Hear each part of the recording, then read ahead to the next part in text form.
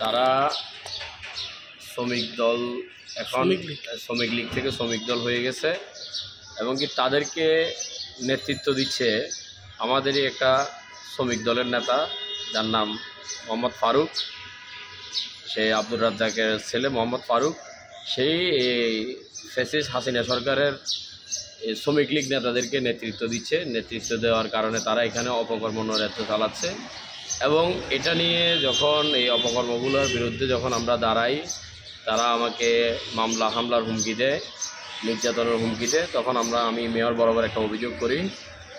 Mayor মহোদয় এটা আমলে নিয়ে একটা মামলা এবং কি জিডি করতে বলে।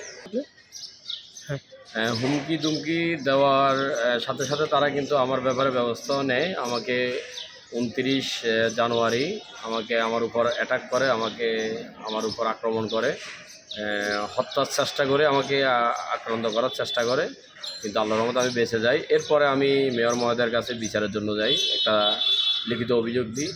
এটা মেয়র মহোদয় তাৎক্ষণিক ব্যবস্থা নিয়ে থানায় ফোন করে আমাকে মামলা করতে বলে।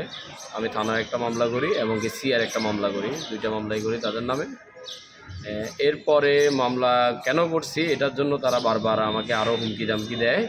তারপর আবার আপনার গত রিসেন্টলি কিছুদিন আগে 22শে ফেব্রুয়ারি শুক্রবার সকাল 8 ঘটিকার সময় আমি অফিস যাওয়ার পথে আমাকে অবরুদ্ধ করে ওইখানেই কিছু বখাটের ছেলে দিয়ে ফারুক এবং কি মাহবুব শাহ আলমের নেতৃত্বে কিছু বখাটের ছেলে দিয়ে আমার উপরে জোরালোভাবে আক্রমণ চালায় এবং কি আমি গুরুতর অসুস্থ হই, আক্রান্ত হই।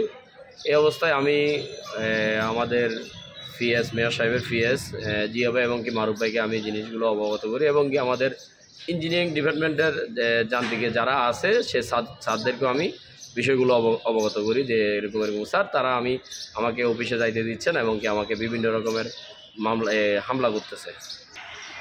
আমার উপর এই হামলাটা নতুন কোনো বিষয় না। এই আব্দুল মাহবুদ এবং কি শাহ আলম এরা যে আমাদের সিনিয়র অনেক স্টাফ, অনেক পুরনো ড্রাইভার, ওদের উপরে বিভিন্ন সময়ে হামলা করে।